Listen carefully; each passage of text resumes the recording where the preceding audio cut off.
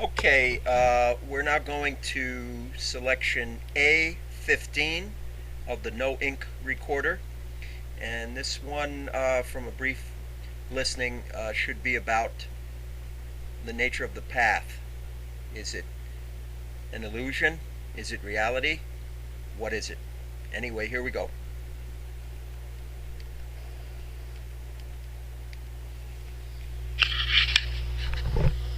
So, Happy New Year, first day of 2011. We're in a beautiful outdoor location, Huntington Beach. You may have read or heard of the spiritual process as a journey back to where you are. Have you ever heard that? Yeah. Or words to that effect? Forgetting what you learned. Yeah, so here we are. That's basically it. So we can understand the path or what we do in life, or what we do in life in general if we understand and we don't make a separation. But let's say especially the practices, the sadhana, the routine, the things we're learning. If we want to call that the path for the sake of this conversation. The path is ultimately an illusion, because it's only reality that exists at all times in all places.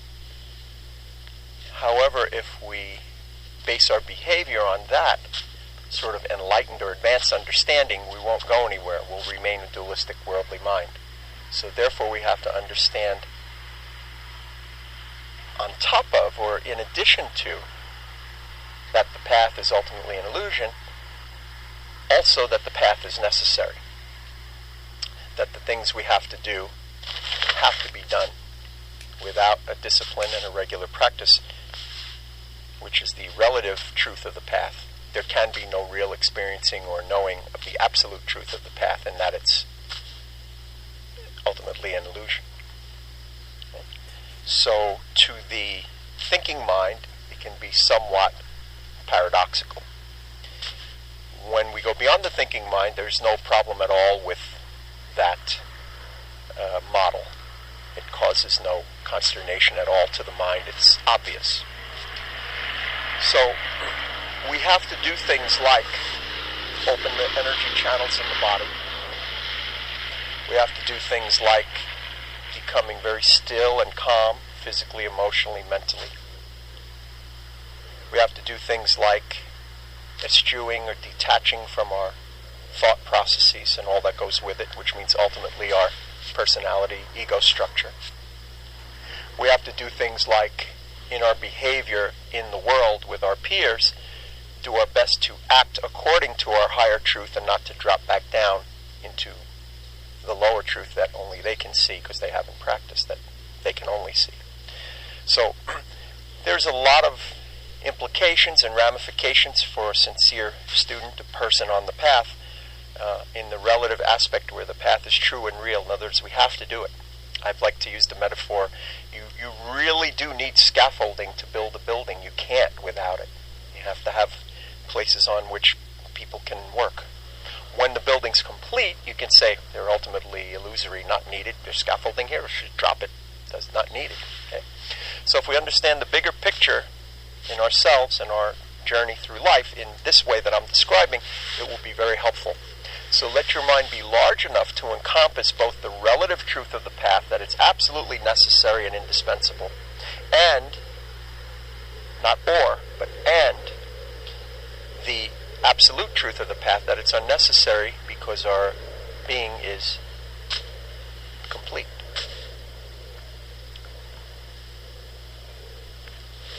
Any questions on what I've just said? Because it's really important. No, I think I understand. It's the path is necessary, but it doesn't have its own intrinsic reality. It's an abstraction that's necessary. One of maybe potentially thousands of techniques that could get you to your end state, which is really what we're trying to get to. The path is just not something to be messed with because we know it works. And yeah, so ultimately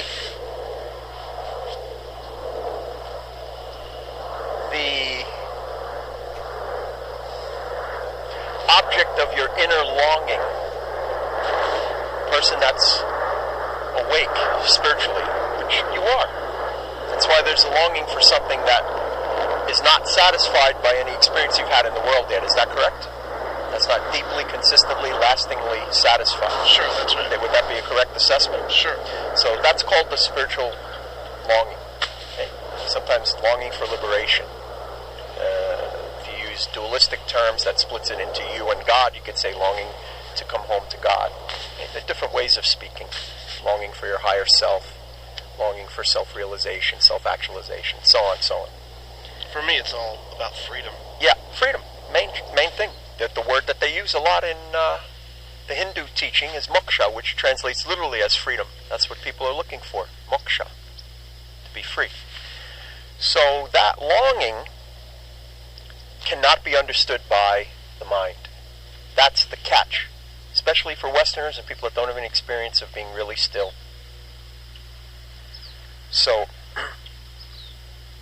the deeper, the more times I say it, the more times you're exposed to it in practice, that what our heart's desire truly is cannot be captured by the mind. The more we ingest that and start to incorporate it and really know it, the sooner we'll have our heart's desire. The mind will relax. Intended. Yeah, the mind will relax and stop trying to grasp. Okay? But it can't do that right away. Okay? So we're building a building or a fortress of stillness, silence, solitude, if you will, internally, even if there are other people around. But to do that, we need scaffolding, we need the path, we need discipline, we need practices on a regular basis. We have to choose some behaviors and eschew other behaviors. We can't fuck around like we used to completely and still be on the path. It's a matter of discipline and conscious choices from the higher. So the higher has to inform the ego life. Okay? So a person that's on a path of self-realization, we can say a yogi if you want, he was aspiring for the union with his higher self or God. A yogi, a spiritual aspirant. A sadak, that means one who is doing sadhana, one who is doing practice. Those are all interchangeable words. That person has to have inside themselves sort of a higher voice that acts sort of like a good parent or an older brother that directs the lower to go the right way instead of the wrong way so that it can stay on the path. And at the beginning, we can't have that too easily.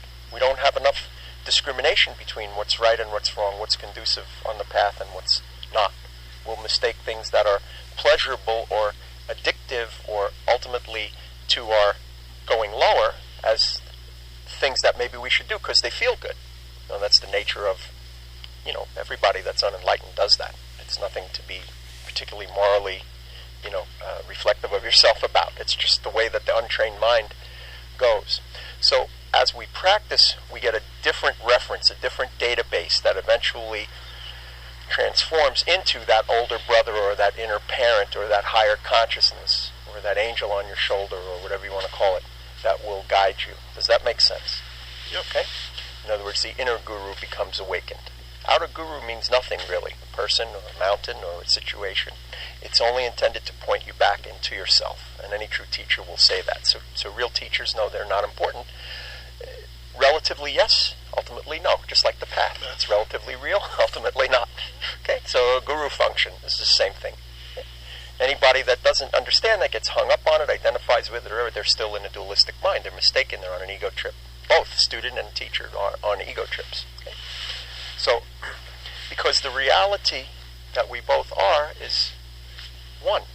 If you practice enough, you'll experience times, whether it's just you and I or other people sitting, if everybody's mind is quiet, there's really only one consciousness there. And that will be tangible, literal. I felt it, that's why I know it's true. I'm not saying it from books. As soon as the thought waves arise, we become separate individuals. Look at an ocean.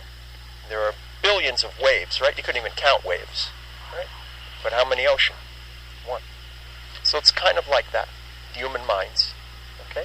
But we can't know that. It's a romantic idea and so on, but we can't know it until we become quiet enough, and we'll have moments of seeing it, and these will change the way that we view the world, and some of it will carry over into our ego life for the better.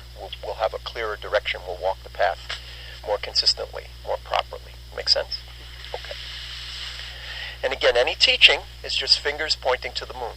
So right now we're talking about the sun, let's say, and you don't know where it is, and I go like this.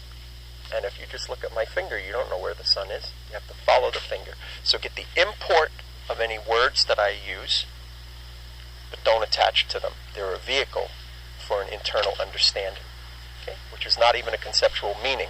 At first it has to go through that stage, but you're intelligent. You'll get it eventually. That should go beyond meaning. As I was starting to talk about last time, only those that have really keen logic can go to the limits and beyond their logic. Okay? So you got to be smart. And in the case of this spiritual path, you have to also be mentally tough, consistent, and persevering. Right? So you need to continue to practice, continue to build the scaffolding so you can have the great edifice or fortress of happiness and peace. Okay? And you can draw on it whenever you need it. It'll become real. Okay? Very good. So let's leave it at that, and now let's just leave all words. We got the import of whatever those words were attempting to convey, and just forget them all now. And let's just tune into the body and feel the sun touching the body. Feel the clothing touching the body. Feel the body touching the seat and the earth. Feel the air touching the body.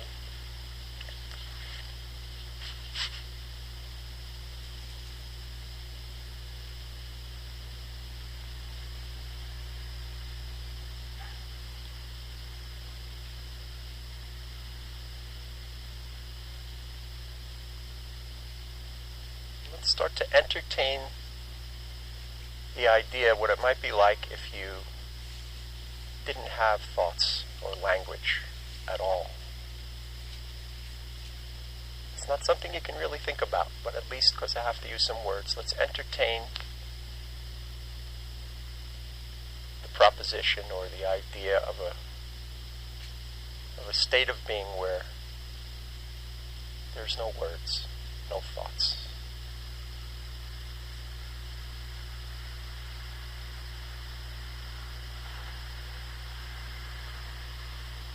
Let's just sit here for a while contemplating that without thinking about it. And it's very helpful because we're here in a